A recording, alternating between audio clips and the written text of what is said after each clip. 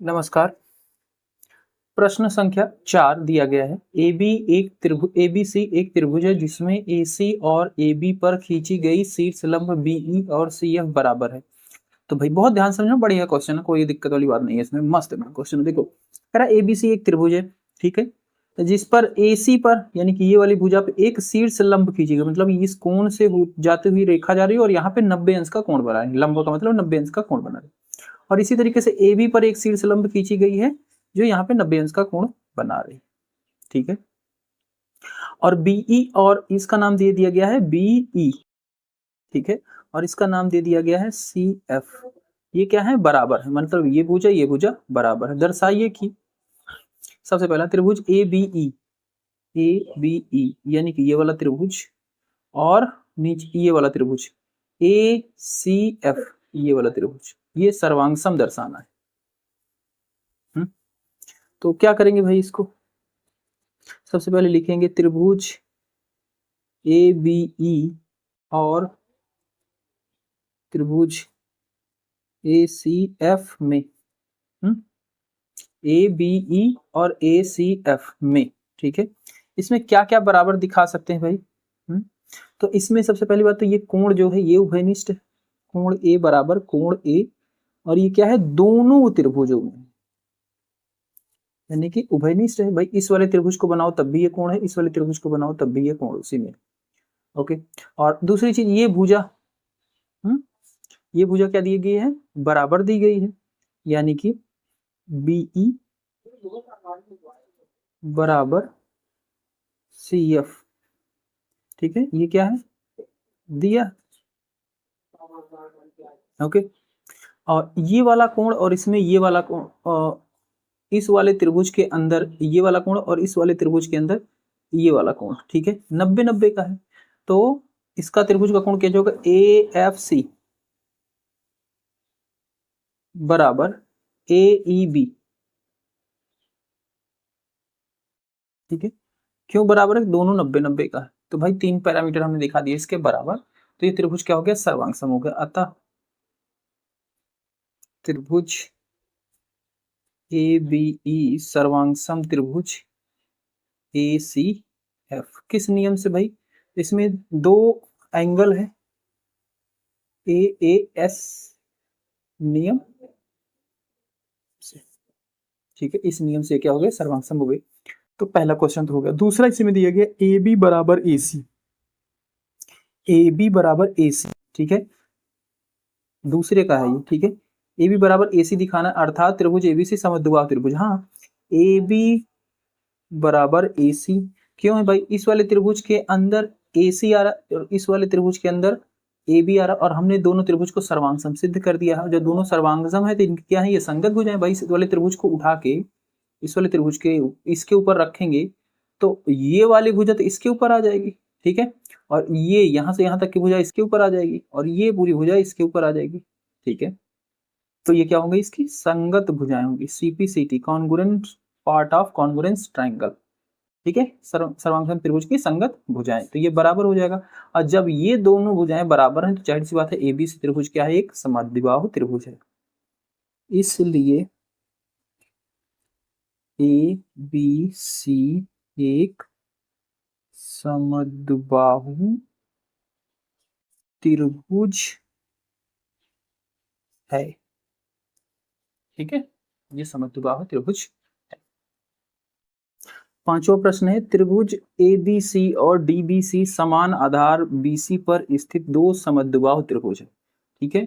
तो बीसी पर स्थित ए बी सी और बी सी डी दो समद्विबाहु त्रिभुज है, मतलब इनकी दो भुजाएं समान है। ये देखो यहाँ पे दिखाई, ये भुजा इसके समान, ये भुजा इसके समान है। दर्शाइए कि कोण ए बी डी यानी कि ये पूरा कोण बराबर ए सी डी यानी इस पूरे कोण के बराबर दिखाना है, ठीक है।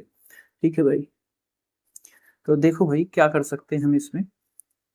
एक तो ये भुजा इसके बराबर दी गई, यानी कि इनके सामने वाले कोण भी बराबर होंगे, हाँ। और इसमें भी, इस वाले त्रिभुज में, नीचे वाले त्रिभुज में ये इस भुजा इसके समान है, यानी कि ये कोण इसके बराबर होगा, हाँ। बस यहीं से काम बन जाएगा। देखो सबसे पहले लिखेंगे त्रिभुज ए बी सी में ए बी सी में, इसमें ये वाली भुजा इसके समान है, हाँ, ए बी बराबर ए सी, ठीक है। ये कहाँ से हमें पता चल रहा है भाई, दिया है। अच्छा, भुजा समान है तो इसके सम्मुख कोण, यानी कि ये वाला कोण और ये वाला कोण, इस भुजा के सामने इसका कोण, ये भुजा के सामने ये कोण, ये भी बराबर होंगे, ठीक है। इसके सामने कोण है ये, यानी कि ए सी बी, और इसके भुजा ए बी सी, ये दोनों भी क्या है, बराबर। क्यों बराबर है, समान भुजा के सम्मुख कोण, ठीक है, समान भुजाओं के सम्मुख कोण,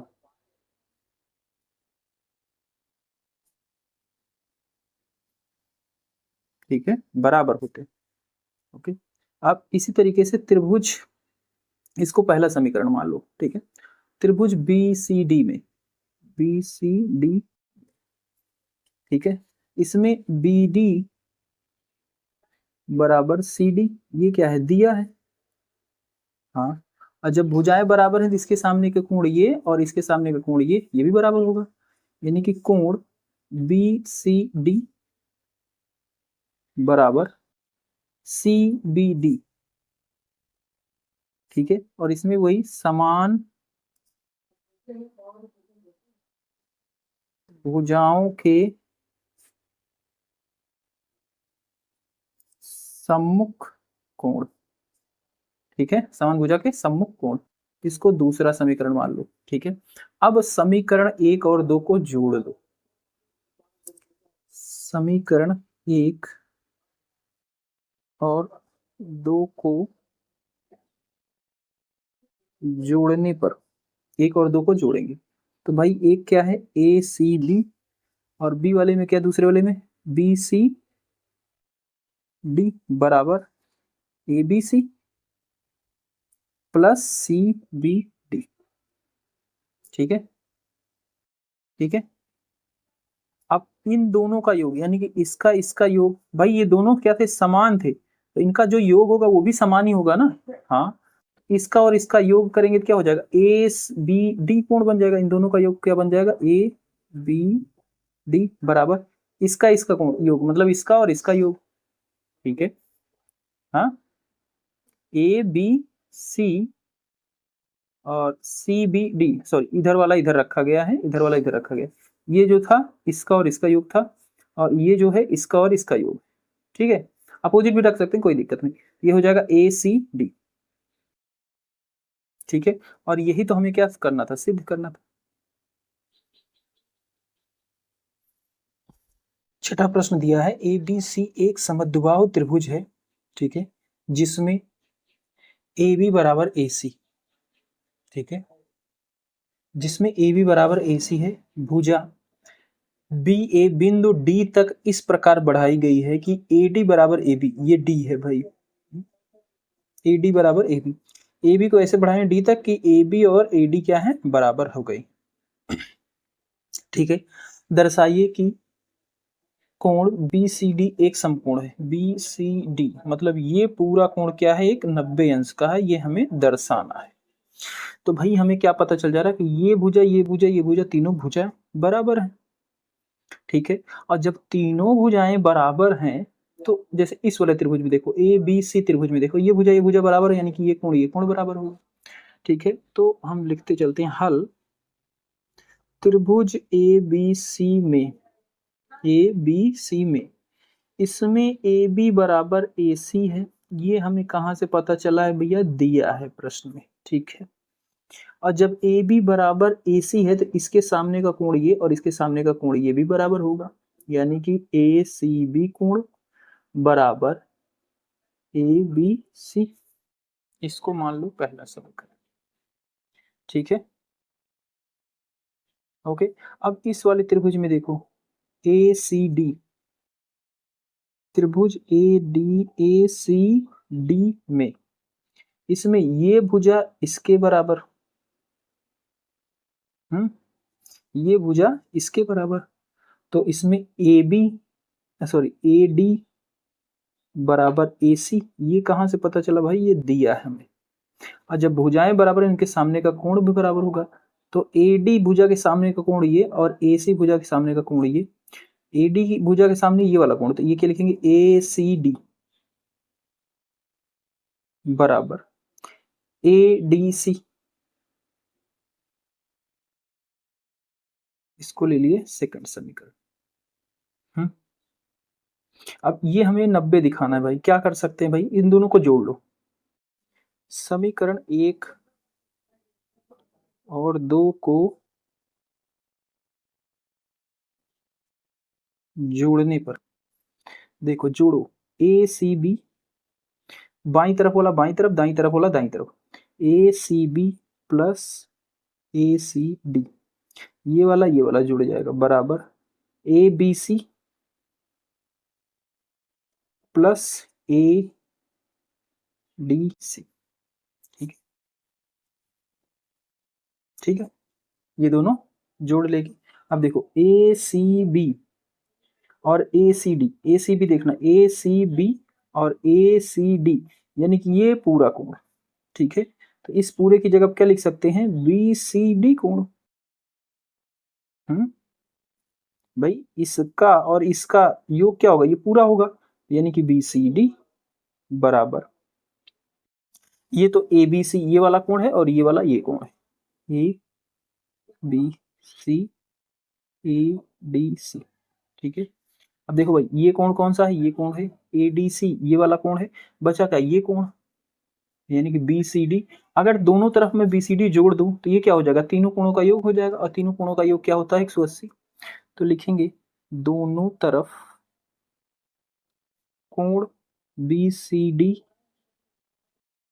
जोड़ने पर, दोनों तरफ BCD जोड़ेंगे तो देखो क्या हो जाएगा, इधर तो एक BCD था ही, अब एक BCD और जुड़ गया, ठीक है, और इधर कोण ABC था प्लस ADC था और एक कोण BCD जुड़ गया। ठीक है, यानी कि अभी तक ये कोण और ये कोण था, अब ये भी जुड़ गया, यानी कि त्रिभुज के तीनों कोण जुड़ गए हैं राइट हैंड साइड में इधर, और तीनों कोणों का योग क्या होता है 180 होता है, यानी कि 180 लिख सकते हैं इसके स्थान पे।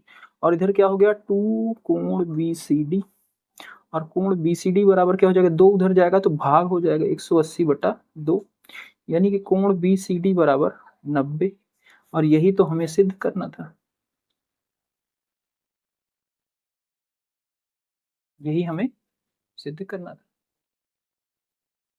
7वां प्रश्न है ABC एक समकोण त्रिभुज है जिसमें कोण A बराबर 90 और कोण AB बराबर AC है, तो कोण B और C ज्ञात कीजिए। तो भाई एक त्रिभुज बना लेते हैं, ठीक है, कैसा त्रिभुज बनाना है, समकोण बनाना है, ठीक है, जिसमें A पे क्या हो 90 अंश का हो, तो ABC हमने बना लिया, और ये क्या है 90 अंश है, कोण A क्या है 90, इसमें AB और AC बराबर है, यानी कि ये वाली भुजा इसके बराबर है।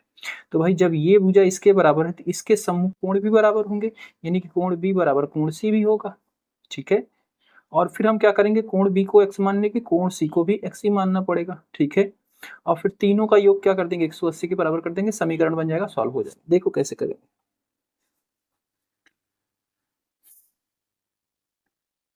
त्रिभुज ABC में कोण A बराबर 90 अंश है, ठीक है, और AB बराबर AC है, ठीक है, तो कोण AB के सामने क्या है कोण C, और AC के सामने क्या है, AC के सामने कोण B भी बराबर होगा समान भुजा के सम्मुख कोण, समान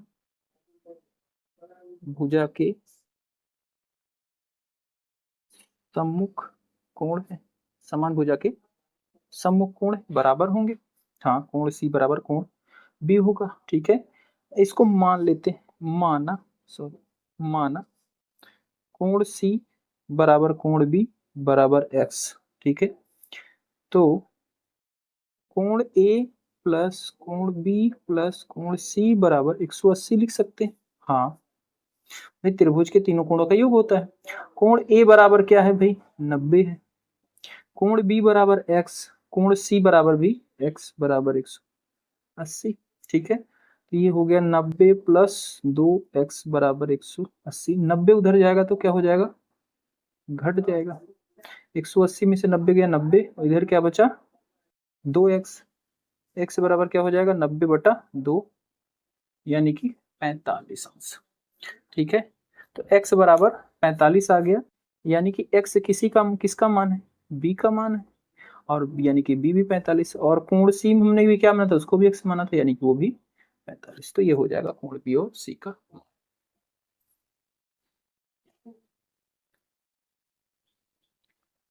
आठवां प्रश्न है, दर्शाइए कि समबाहु त्रिभुज का प्रत्येक कोण 60 अंश होता है। तो भाई समबाहु त्रिभुज एक बना लेते हैं रफ फिगर, ये मान लो, ठीक है, ए बी सी एक समबाहु त्रिभुज, यानी कि ये भुजा ये भुजा ये भुजा तीनों बराबर हैं। ठीक है, और हमें पता है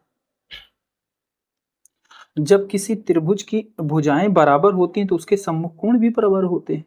ठीक है, तो हल हम इसमें सबसे पहले त्रिभुज ए बी सी में समबाहु त्रिभुज बोला गया, यानी कि ए बी बराबर ए सी लिख सकते हैं, ये भुजा इसके बराबर, हाँ इसको लिख सकते हैं। तो इस भुजा के सामने कोण क्या है, कोण सी, और इस भुजा के सामने कोण क्या है, कोण बी, ये भी बराबर होगा। हाँ, सम्मुख भुजा के समान भुजा के सम्मुख कोण, समान भुजा के सम्मुख कोण। हाँ, और इसी तरीके से अगर हम इस भुजा को बराबर बोल दें, यानी कि BC बराबर AC, तो उसमें भी BC के सामने क्या है, BC के सामने कोण A है, और AC के सामने कोण क्या है, कोण B है, ये भी बराबर हो जाएगा। ये दूसरा वही चीज समान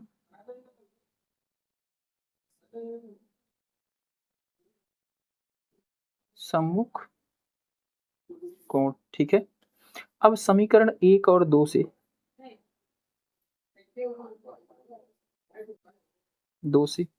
यहां से देखो,